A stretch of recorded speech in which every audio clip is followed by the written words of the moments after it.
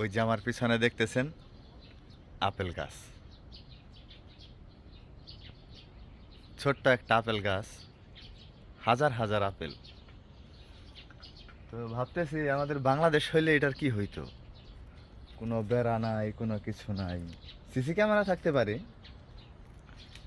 তো বাংলাদেশ হইলে হয়তো যে আমি এদিক দিয়ে হাইটা যাইতেছি, আপেল গাছ, এখানে তো আমার হক আছে।